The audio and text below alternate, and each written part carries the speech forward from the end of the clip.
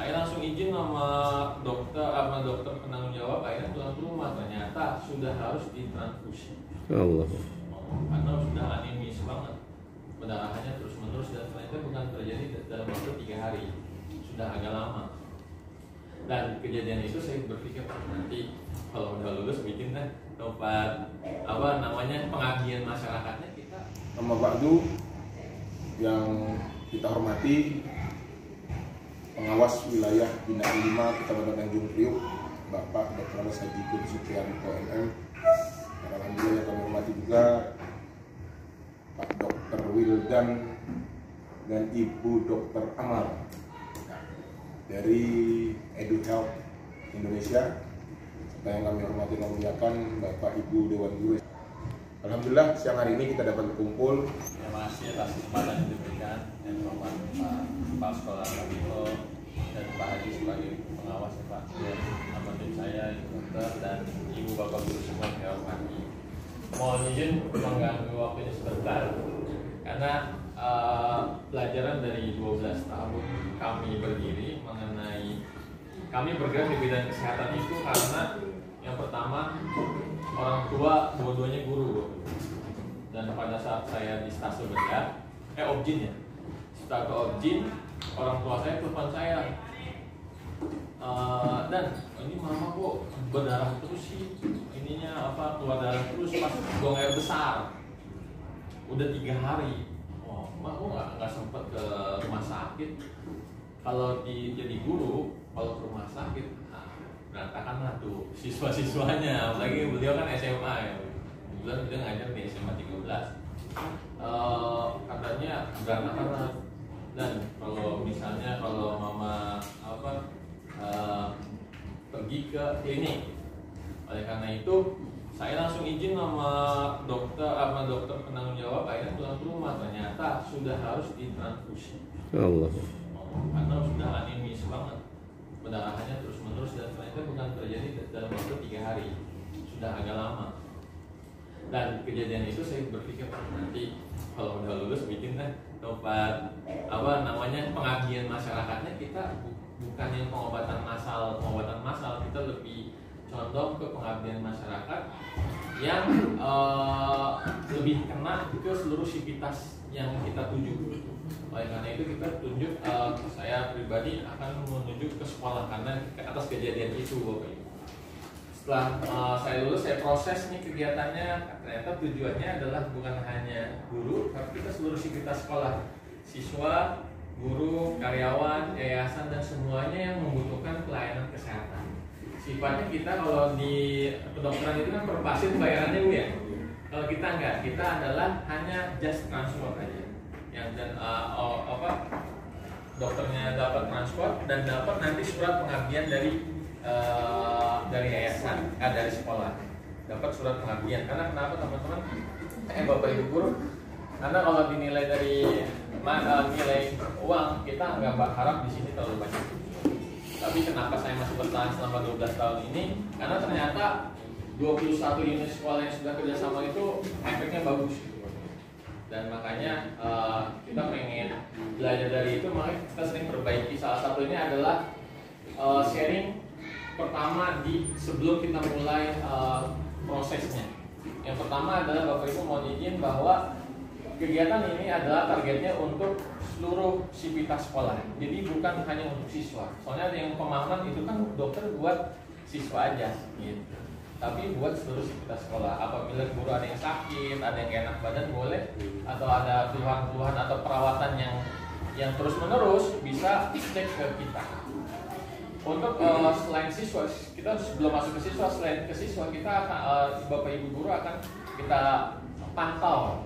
Meskipun tidak maksimal, tapi maksudnya kita bisa pantau per minggunya Bapak Ibu guru.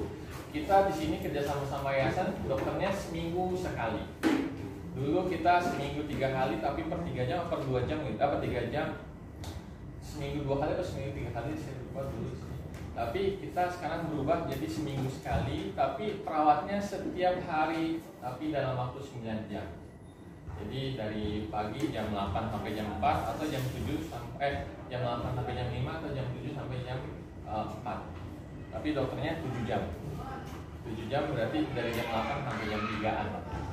Jadi maksudnya intinya kita ingin memantau kesehatan sivitas sekolah, terutama bapak ibu guru, karena kan tadi saya bilang guru sakit, anak-anak ngajar gimana. Kita bisa mantau, dan kita pengobatannya sebatas apa sih dok? Kita kena peraturan pemerintah, nggak boleh berjualan obat di sekolah. Makanya kita siapkan hanya obat emergensi. Obat emergensi apa sih dok? Batuk pilek emergensi nggak dok? Diare emergensi diare adalah sakit perutnya. Sakit perutnya kita punya obatnya, obat untuk pereda sakit perutnya. Jantung, sesak napasnya kita punya ISD. Asma kita punya nebulizer. Tapi untuk batuk pilek gimana? Batuk pilek kita resepin. Sakit diare untuk selanjutnya dok kita resepin. Karena nggak boleh, kalau kita ketahuan oleh dinas kesehatan kita didenda 200 juta dan SIP kita ditarik. Karena bukan peruntukannya, kan kita datang ke sini sebagai dokter visit bapak ibu. Jadi bukan dokter praktek yang full. Kalau praktek full ya kita harus bikin izinnya di sini. Dan itu UKS jadi namanya klinik. Kalau boleh sih boleh aja ya betul ya. Tapi itu klinik amanah ya. Iya. Dan mau izin biar nggak salah paham gitu. Dan yang kedua, untuk guru kita siapkan fasilitas cek darah, tapi berbayar. Karena kenapa yayasan yang menanggung hal itu? Karena ketika bapak ibu guru pengen cek darah kolesterol, gula atau asam urat itu ditarik, bisa dirembes. Nanti kita kasih kwitansinya gitu. Mau dirembes silakan. Tapi mohon nanti dibilang, "Dok, kok Pak ini kok berbayar sih?" Gitu. Nah, khawatirnya di situ kita khawatir ketika ada isu-isu kayak gitu kan jadi nggak enak ya Bapak Ibu ya. Iya, benar. Dan itu memang harus bersosialisasi. Dan untuk obat-obatan yang tadi kita sampai di obat emergensi. Untuk karyawan pun sama, untuk yayasan pun sama. Terus yang terakhir yang paling penting adalah yang ingin saya sampaikan bahwa untuk sivitas anak-anak, untuk anak-anak siswa, kita akan periksa berkala Bapak Ibu. Kita akan panggil per 3 orang. Dokternya akan periksa fisik dahulu, tapi kalau untuk perawat yang standby setiap hari itu akan periksa kesehatan mata. Karena yang Bapak Ibu ketahui, sejak dulu sampai saat ini masih kejadian bahwa orang tua tidak mengetahui anaknya matanya -4 atau -3. Karena kenapa? Apalagi sekarang gadget itu luar biasa Bapak Ibu ya. Jadi pas kita tes, tiba-tiba dia harus pakai kacamata, tapi orang tuanya nggak tahu. Oleh karena itu, ketika kita mohon bantuannya untuk bisa bantu anak-anaknya untuk siapkan waktunya per 3 anak aja Bapak Ibu. Jangan semuanya. Kalau semuanya nanti belajarnya keganggu, kita jadi malah mengganggu kegiatan belajar. Jadi per 3 anak aja, 3 gantian sirkuler. Nanti selanjutnya Bapak Ibu, ketika kita kasih resep, mohon disampaikan langsung ke orang tua. Resep ini sangat-sangat penting karena kenapa ketika kita lupa sampaikan, anaknya tahun depan kita periksa lagi belum, orang tua nggak ngetahui. Karena ada kejadian 3 tahun berturut-turut ketemu sama saya juga waktu itu, bukan di sini. Waktu itu masih saya curiga masih -1. 3 tahun berturut-turut ketemu saya, ternyata dia sudah -4 dan orang tua tidak tahu hal itu. Jadi mohon izin, jika berkenan, resep harus disampaikan ke orang tua. Dan selanjutnya mungkin untuk obat-obatan emergensi yang kita siapkan tidak pakai ini Bapak Ibu, tidak disiapkan minyak kayu putih sama minyak-minyakan. Karena itu di luar SOP kita, minyak kayu putih, minyak angin, minyak tawon. Nah nanti mohon izin mohon dibantu kalau misalnya memang dibutuhkan. Karena minyak-minyakan itu tidak sesuai dengan SOP kita yang kena. Tapi kalau mau disiapkan ya alhamdulillah nanti kita bantu prosesnya. Kita bantu untuk penataan penyaluran atau pemakaiannya. Mungkin itu aja Bapak Ibu. Izin nanti ketika kita ada yang terakhir, ketika kita ada pemberitahuan untuk seluruh satu kelasnya, mohon disampaikan via WhatsApp group. Yang pasti sih kita nggak akan menyampaikan langsung ke orang tua.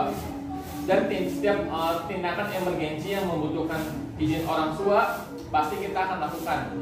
Setiap minum obat orang anak harus kita minta izin dulu sama orang tua. Jadi kita nggak main ngasih obat aja.